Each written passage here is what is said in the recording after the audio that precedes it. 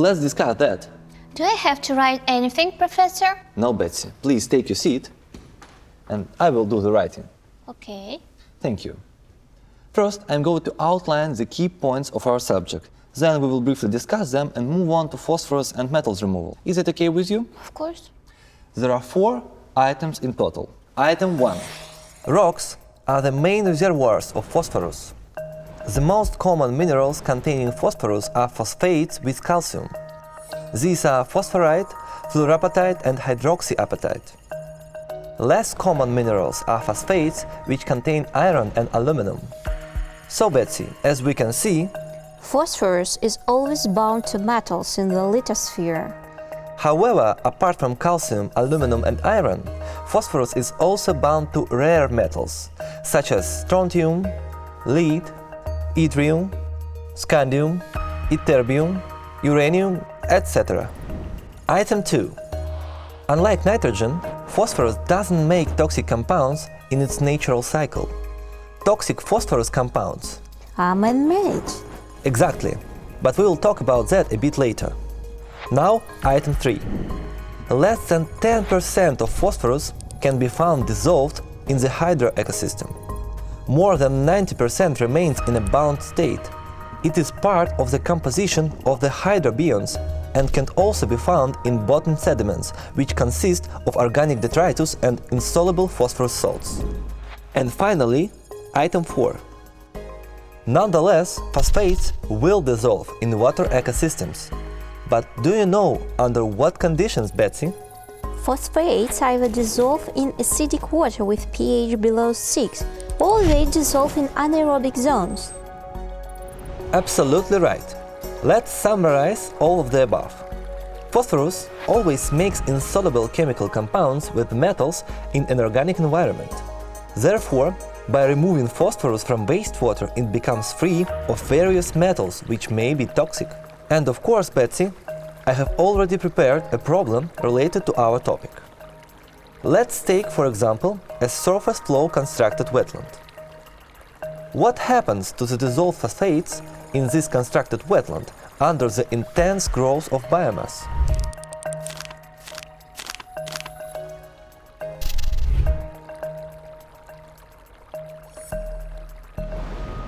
May I write on the board? Of course you may, Miss Doolittle.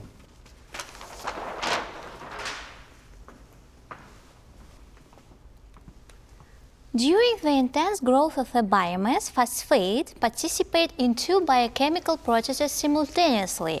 A smaller proportion of phosphate dissolved in water is assimilated by the growing biomass of plants. Furthermore, the growth of the green biomass makes the pH more alkaline and stimulates phosphate sedimentation. The change of pH in wetland water, along with intense plant photosynthesis, can be described by the following equation. During photosynthesis, plants absorb dissolved carbon dioxide. The absorption of carbon dioxide by plants shifts the pH to a more alkaline state.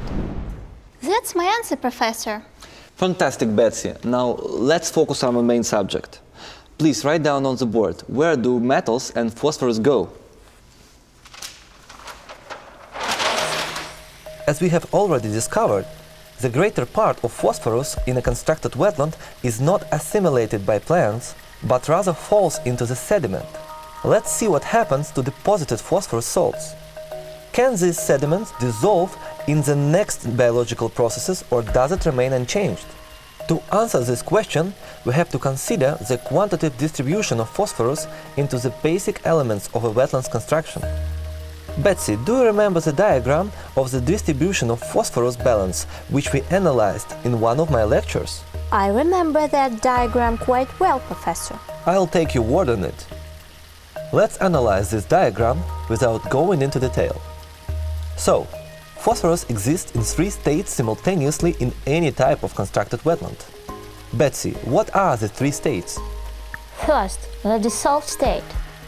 Second, phosphorus is assimilated by biocenosis, that is to say, by living and wilted plants, periphyton, and plankton, which turn into organic detritus.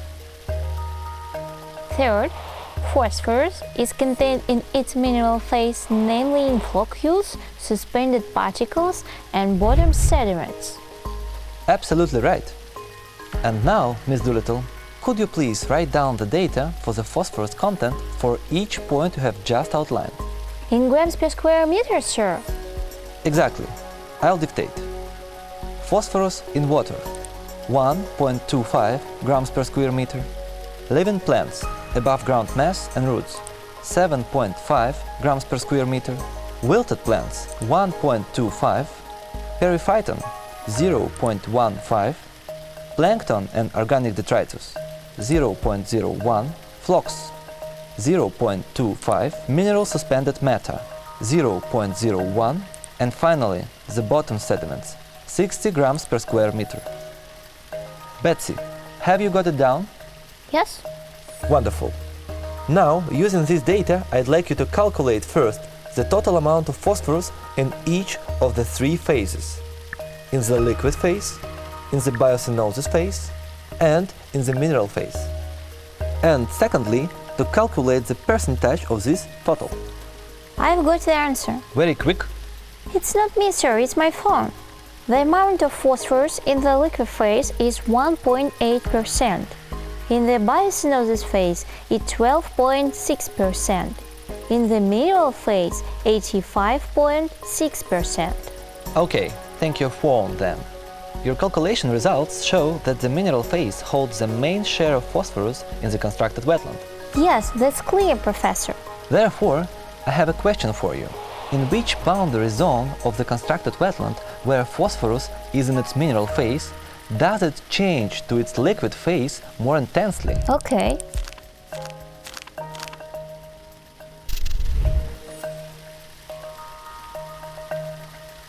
Mineral phosphorus turns into liquid phosphorus or dissolved phosphorus in the upper layer adjacent to the boundary between water and sediment. Right, Betsy, but could you explain your answer? The thing is that the anaerobic conditions necessary for phosphate dissolution are developed in the near bottom layer next to the water. Am I right, Professor? Yes, you're right, Ms. Doolittle. Your answer is correct as always. I would like to ask you some more questions, but first, we should discuss the basic technologies that stimulate accumulation of phosphorus in constructed wetlands. These technologies are based on the patterns of phosphorus phases transitions in constructed wetlands. Exactly, Ms. Doolittle. Could you be so kind to list these phases we have just covered? The liquid phase, biocenosis phase, and mineral phase. Interestingly, each of these phases is a two-way street. It means that depending on biochemical conditions, phosphorus transforms reversibly from one phase to another without any point of no return. Here I want to emphasize that only in constructed wetlands, as opposed to activated sludge systems, phosphorus can constantly change phases. Similarly to the rule of communicating vessels. Betsy, in your opinion, what must a constructed wetland do with all of this phosphorus? The constructed wetland has a clear but difficult task. It has to remove the phosphorus from water as effectively as possible. For these purposes, we have technologies which can lock phosphorus in undissolved phases. Let's have a closer look at three of them. The first technology. The plants selected for a constructed wetland are ones that have the capacity to considerably increase their biomass within a short period of time. However, it should be noted that the time of intense phytomass growth is limited. It takes 3 to 5 years in different types of constructed wetlands. After this time, a natural balance is established. The amount of growing phytomass becomes almost equal to the amount of dying phytomass. To solve this problem, without reducing the efficiency of phosphorus removal into the assimilating phytomass, the upper part of the plant biomass is removed in some wetlands. Thus, as the above-ground phytomass grows, phosphorus removal through the assimilation does not slow down.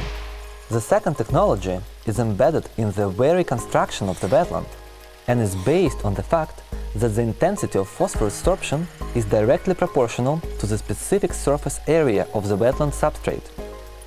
And finally, the third technology, which stimulates chemical reactions, triggering the sedimentation of phosphorus compounds. Usually iron or calcium compounds are used as such stimulants. When added in the wetland substrate, they release cations of these metals into the water. Phosphates are accumulated in organomineral deposits so that the effluent comes out free of phosphorus. Thus, the cycle of phosphorus in the constructed wetland is completed, isn't it, Miss Doolittle? Yes, it is, sir. No, Betsy.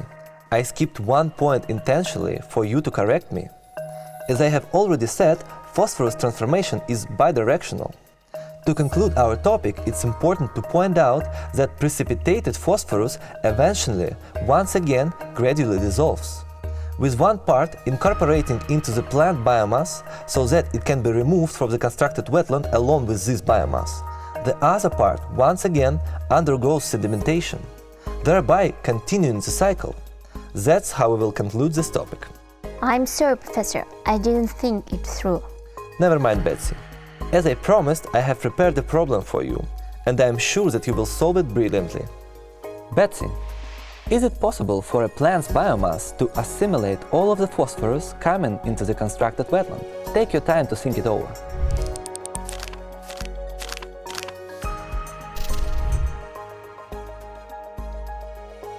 My answer is the following. Certainly, wetland phytomeres can't assimilate all the inflowing phosphorus because, according to the Redfield ratio, to assimilate 1 atom of phosphorus, plants require 16 atoms of nitrogen, while… Excuse me, Miss Doolittle.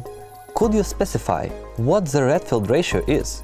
The Redfield ratio establishes the proportions between atoms of carbon, nitrogen, and phosphorus in any biomass as 106 to 16 to 1 respectively. Since plants take carbon directly from the atmosphere and not from wastewater, we can exclude carbon from this proportion. Plants only take nitrogen and phosphorus from influence, but only in the proportion of 16 to 1 respectively. However, the amount of nitrogen in wastewater varies from 6 to 10 atoms per 1 atom of phosphorus. Thus, to assimilate 1 atom of phosphorus, on average, wetland plants require twice as much nitrogen atoms. As a result, there is always excess of phosphorus in the wetland. A perfect answer, as always. Thank you, Professor. Our next topic is constructed wetlands within the landscape. Yes, Betsy. And this topic is very important and of special interest for us as wastewater treatment specialists. But, as always, we have to approach it gradually. For a start, let's clarify how wastewater is commonly collected and how its composition changed in the modern world. There are 2 methods of wastewater collection. The first method is conventional one, and the second method is… Let's talk about it next time. I'm running late as always. Professor, did you enjoy the play yesterday? I mean Pygmalion by Bernard Shaw. No, it was mediocre. And how were the actors? Also mediocre. See you tomorrow, Miss Doolittle. No surprise, you are impossible to please. The first method is conventional, the second one is the correct one.